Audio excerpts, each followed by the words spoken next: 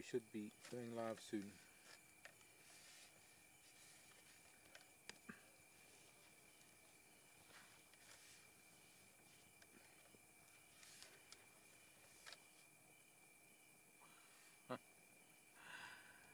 Good evening, everyone, and welcome to our Sunday evening fireside chat. And a happy Easter to those of you who are celebrating Easter. And of course, it's also the end of Passover for some of you as well. And hope you've had a pleasant Passover. You can't say happy Passover because it's not really a happy time. But, well, a wonderful long weekend for the whole world, or most of the world at any rate. My name is Mark. Welcome to our fireside chat this evening. And with me tonight is Jacques, who's been here on tryouts and more of an extended tryout and almost a part of the team already. And how's it? How's it, Marc? Yeah. Nice to have you here. Thank you. Yeah, very nice to be here. Yeah, like you said, you're almost part of the team already. Extended tryout. Yeah. How long do you want to extend it? Going permanent later. Yeah. Yes. We'll see. Well, We'll see. That's another fireside chat, I think. Yeah, I think so. Yeah. Let's stick. I mean, ordinarily on a Sunday evening we would do maybe a rehash of the weekend or the week's viewing, and maybe talk about some highlights, maybe show some clips. Tonight maybe we're just going to stick to the classic old fireside chat. We're sitting around a fire, and what we normally do when we're in the bush and the day is over, and this is something that I think, Jacques, you've done many times as well.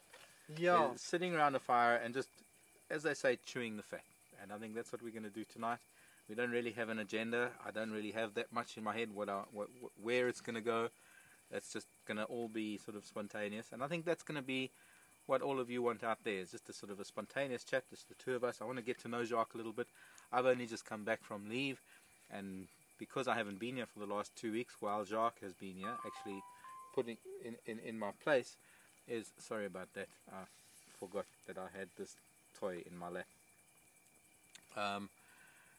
I haven't even gotten to know Jacques. I've seen a couple of his drives. I'm very impressed, and I really do. I mean, for a person who has a passion about nature, I can see you're a kindred spirit, and that is key to what we have here. But before we get there, we have had a couple of very good sightings while I've been away, and in true form, as has been pretty much every time I've been on leave, the lion come around when I'm on leave.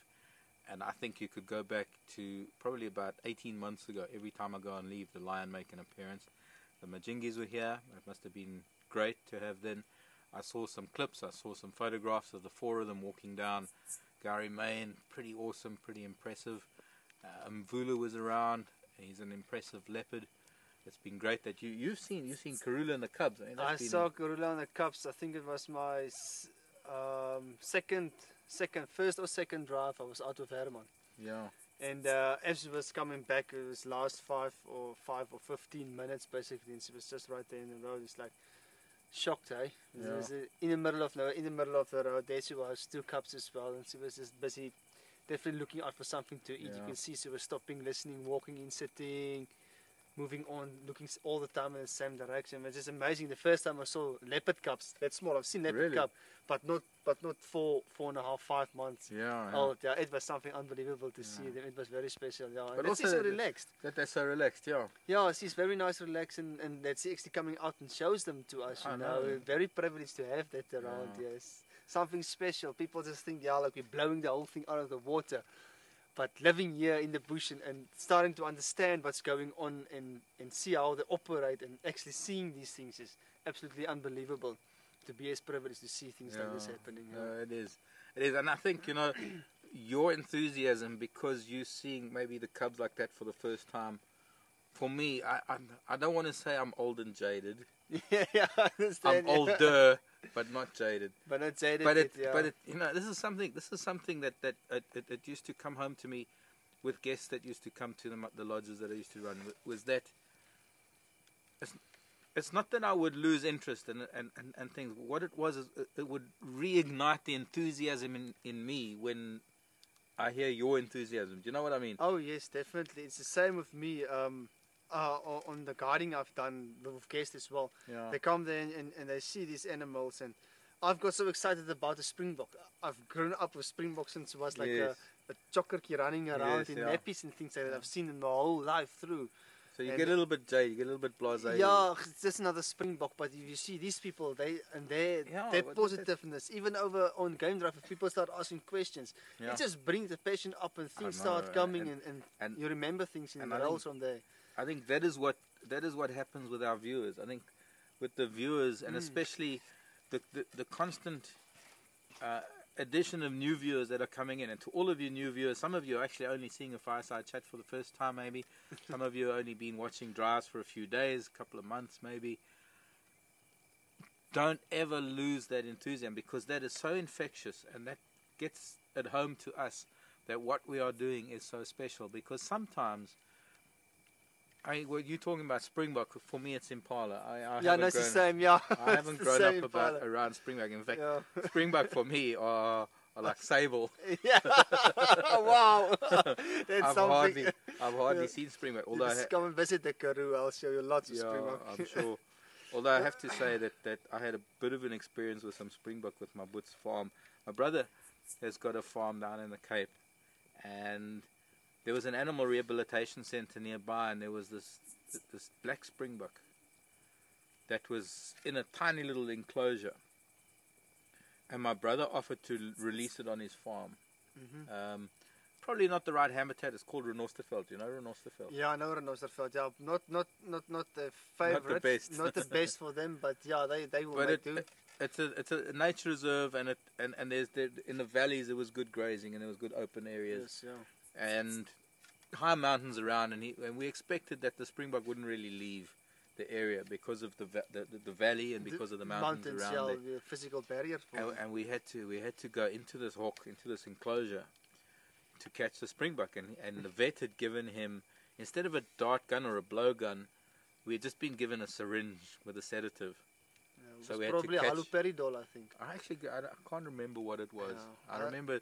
I remember actually researching the different drugs. I mean, in my days it was M99 and yeah, no, they still use it. Yeah, that's dangerous stuff. I know.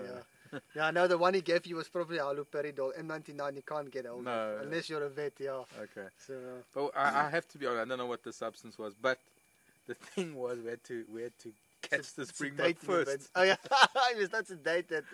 No, so it's not like you can jab him through the fence or something like that. No. You actually got to hold him, and this is he's a wild dude, and he was in this enclosure. He'd been in this enclosure for a while in a very, very small space in an animal. It's like a rehab center, a little town called Verliesdorp, and it was winter. And I had this huge sheepskin jacket on.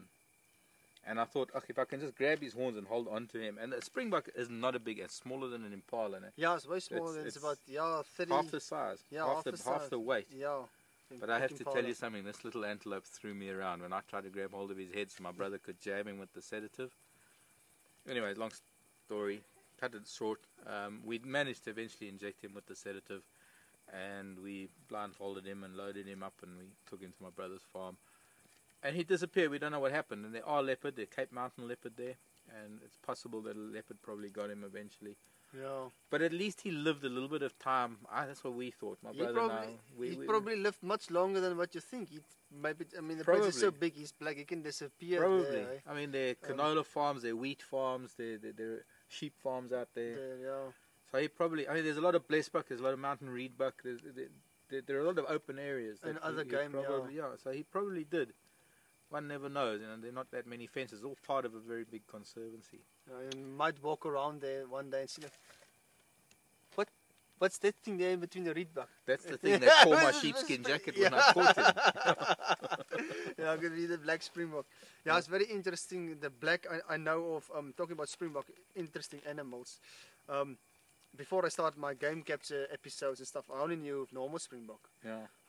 I've seen black, very rare. Yeah. I wasn't aware of white springbok, and I wasn't aware of copper springbok. Copper springbok. I see you. I didn't know about copper. You get copper gemsbok oryx now these days as well. It's a new breed out. Yeah, it was in one of the. But is that a genetically engineered, or is it a naturally no, occurring? it's a natural occurring thing. Also a recessive gene. A recessive gene, yeah. I know. Now we've talked a few times about it. The black is dominant over the normal color and the white. Yeah. So the guys don't really like the black because they had it on their farms, and they say that actually if you have a black ram breeding with a normal Springbok female, the lamb is going to be black. Because it's such a dominant recessive gene. Yeah, that's why. So the guys don't like them. They're actually scared of losing the original color Springbok. Yeah, to the gene pool. I just got to interject here because possibly some of you are not really aware. A Springbok is, well, it's our national animal, that's for one. But it is the only gazelle that we have here in South Africa. I mean, like the Grant's gazelle and Thompson's up in East Africa. It's kind of similar, a little bit smaller, shorter horns. But what we're talking about is a black Springbok. It's similar to things like a black leopard or a black panther or a black goshawk. It's melanism. This is a phenomena in nature where there's a recessive gene that the dark pigment in the animal's coloring becomes dominant. And so we term them melanistic. And so you get a black sparrowhawk or a black African goshawk, or the king cheetah, for example, is a melanistic cheetah to some degree. And when you look at a panther, the black panther or the black jaguar, it's not a separate species. It is merely a melanistic form of the jaguar. You get black leopard. In fact, the Ingwe Leopard project that Will is head of up in Lydenburg. Lydenburg has some black leopards there. There is even a camp called the Black Leopard Camp, and there are known black leopards in the Lydenburg area. It's a phenomena that somehow is related to some geological formations and all sorts of, but that is too technical that I need to learn a lot more about. So what we're talking about here is a black Springbok that is actually a melanistic Springbok.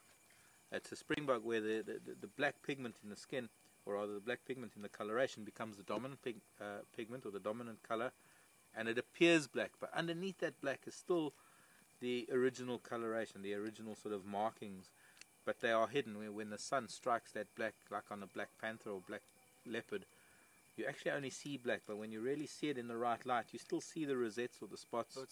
Exactly, in those animals, exactly the same. The black, you can actually see the stripes, you will see the different colors, the white of the belly, it will be a bit lighter and everything like that is still there. What was also quite interesting is that that there's something different, like you said, genetically, but in their behavior as well in the black Springboks. Really? Yeah. Well, I've never been able to observe that, especially in relation to normal Springboks. Well, we've watched them, we've caught them, lots of them. Yes, there's farmers really struggling because these things just destroy the fences. Yeah. The Springboks, he's got too many, they just destroy his fences. He can't farm. Really? He can't control his sheep. Yeah, they just fight and go through the fences and mess everything up. And catching them, the black Springboks, we can't. They're just more clever. You do not catch these things. The other ones, we would chase them into the nets. We catch them. We sedate them the way you do.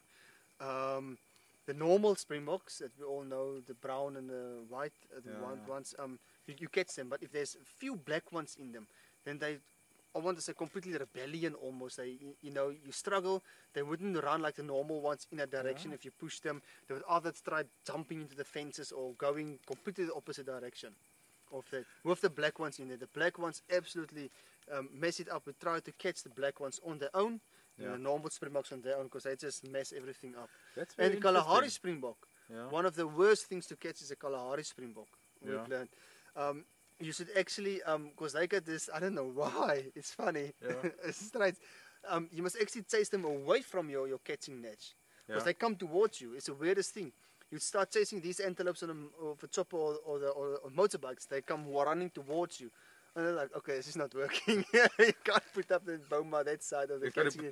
Because you actually start chasing them from where you want to catch them, and start chasing them away. Then they run away, then they turn. And once they turn, you must start pushing them. So they're also very difficult. But the black ones, there's something in them that makes them completely different to the behavior-wise that we've noticed. That's very interesting. Yeah, very interesting. I didn't even know that. I mean, they're much more wilder.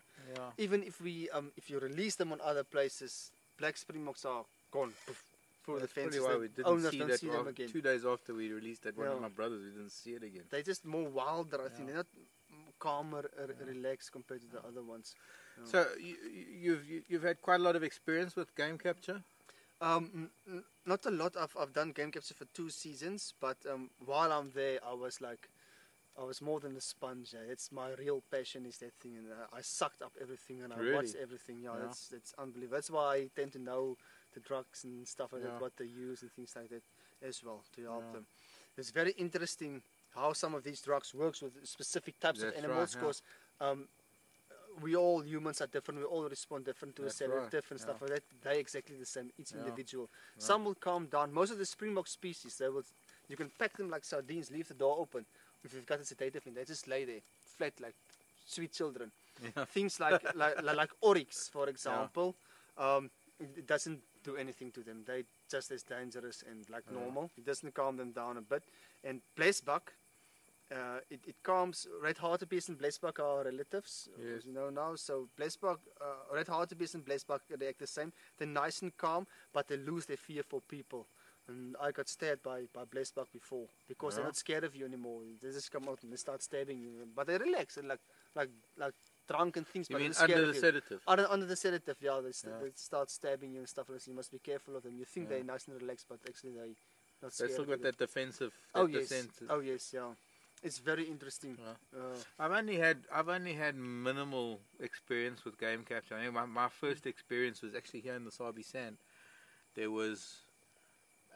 It was back in the 80s, and at the time when the Sabi Sand was still separate to the Kruger, it was still self-contained. The Sabi Sand still had its own fences, and the white rhino population had reached sort of critical mass here in the Sabi Sand, and they had to start. And what it was they decided they were going to swap one white rhino for, I think, 25 tsesebe. Oh, is it? Wow. Yeah. That was nice. And they decided where I was down in the southern part of the Sabi Sand on the Sabi River, what is now Lion Sands, used to be Sabi. They decided, we didn't decide. They decided to take this one particular... It's a park now. Parks people who stay... Or... Yeah. Okay. In conjunction with the Sabi Sand, obviously. Okay.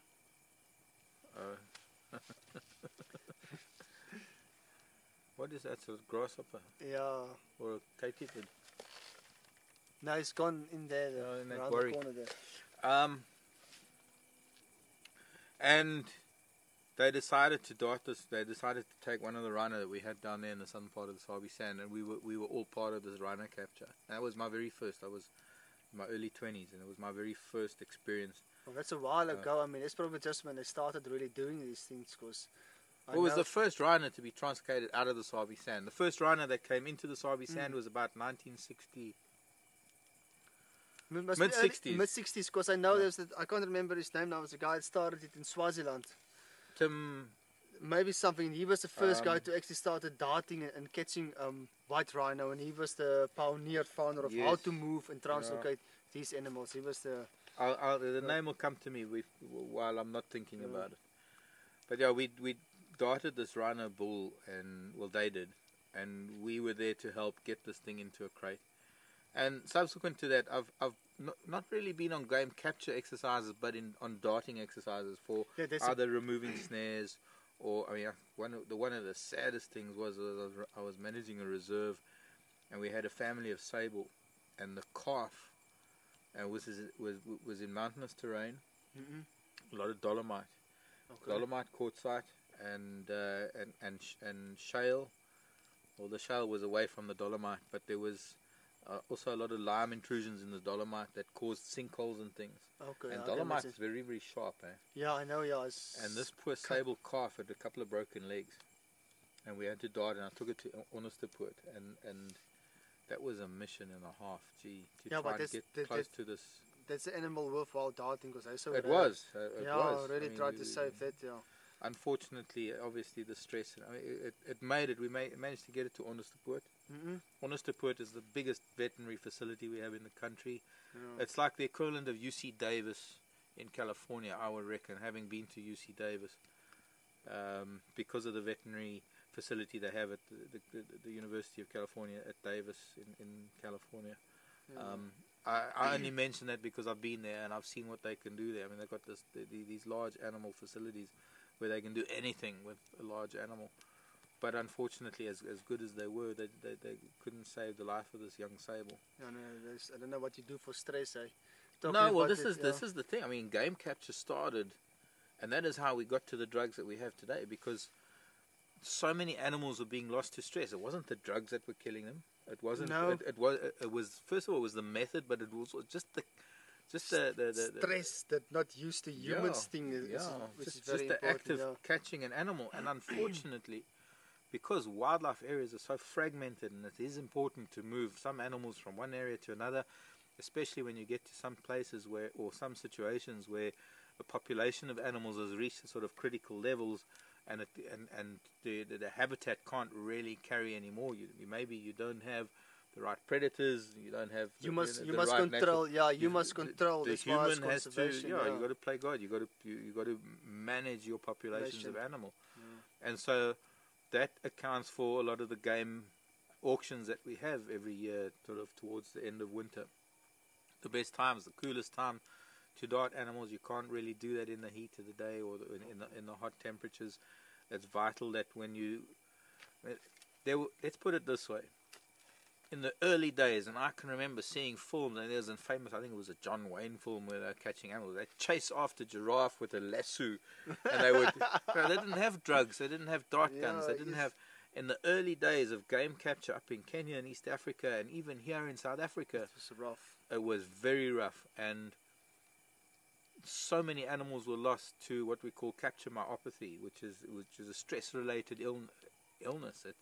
Stress that killed the animals. We have come such a long way, and unfortunately, I guess one could say that yes, a lot of animals were lost along the way, but more was saved now. More is being saved. I mean, you have to try and they have to do that. They lost them, now they know what to do. Exactly. Talking about honor support and those, South Africa, I'm 100% sure if it got the leading vets in darting and chemical restraint of wild animals in Africa, in South Africa. Nowhere else in the world, everybody comes here to learn how to do it. Piet Morkel is one name that I remember from the book I read.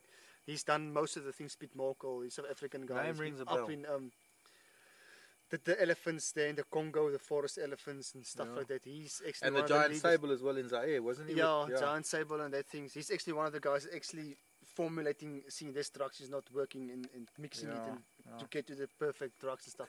Collateral damage, I guess they would call it, but it is important. I mean, for future survival, for the survival of future translocations and things. I mean, we would not be able to translocate an entire herd of elephants today if it wasn't for those trial periods 20, 30 years ago. Definitely not. We wouldn't have had the know-how and the test things and have the right crates and the machines and the trucks and stuff to know how to do that. But funny that you should say how we become the role model. The day that I got to UC Davis in California, University of California in Davis is probably one of the biggest veterinary training facilities in the States. Okay, so that's pretty huge. And I had a girlfriend at the time who, that's why I was in the States. I quit everything and gone to spend some time there doing some wildlife studies. And to find a new wildlife study to hook up with, we decided we were going to drive up to Davis and we were going to go and have a look. We were going to go and have a talk to her old professor. And when we got there, we walked into the lecture room. He was giving a lecture. He was giving a lecture on rhino sedation. Wow.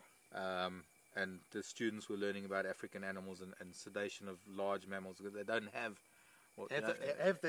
anything. And I mean, the biggest they got in the States is a bison. I had no idea we were going to be talking about this so intently. We could probably carry on with this for hours. I mean, I wanted to learn a little bit more about Eastern Cape and it'll have to wait for another fireside chat. It's like it's interesting. It's a shame it's half an hour is already gone. Well, what can I say? It's so often that we sit down here 5 minutes to go to fireside chat. And I think I've said this before. I have no idea what I'm going to talk about. It just happens. But that is what it's spontaneity. It is what we do around a fire when we're sitting here without a camera, without the lights, and we're in the bush. One of the best things to do is after a day is to, because eventually we're going to be cooking on the fire, and we're going to sit around and have a beer or two. But you can never decide, you can never choose what you want to talk about. You can just start talking and let the conversation flow. And it can jump from anything. It can just jump from any conversation to anything. It's been super interesting. And it's something that I said to Jacques when he came back from drive this evening, is that we don't know, none of us know everything, but we've all got our own little packets of information, and none of us have the same packets of information. Yeah. And the beauty about having this passion for nature is that we can share. It's like Tara has this wonderful knowledge gained from her BSc degree and from the stuff that she has studied. I've got my knowledge that I've gained from practical experience. Jacques has got his from I'll still learn about your background. Yeah, but mostly practical experience. Yeah, but yeah, and reading. It all stems. It all actually the root of it all is a passion for what we do, and I know that it comes across, and I hope that is what keeps you hooked, and I hope. Well, I just hope we can keep you enthralled in the months and weeks to come. So I hope you're all having a happy Easter. As I say, Passover is coming to an end in the next 2 days. I don't know, unfortunately, I don't know about Hindu holidays and Muslim holidays right now because my brain's a bit full. But been a super evening, and we're going to have some meat on the fire. Not springbuck, unfortunately. Looking forward to that, yeah. And maybe a beer or two. No, sorry, we're going to have some tea. yeah, where's the coffee? We actually put the water on so long. Yeah, we should. We have the Billy, the little black kettle there. Yes. Yeah. My name is Marc. I'm Jacques. Thanks for joining me. Pleasure, Marc. Yeah, nice being here. Seb has been on camera. Craig in final control, and we'll see you tomorrow for the morning drive. Bye, everybody. Bye, everyone. Ta-ta.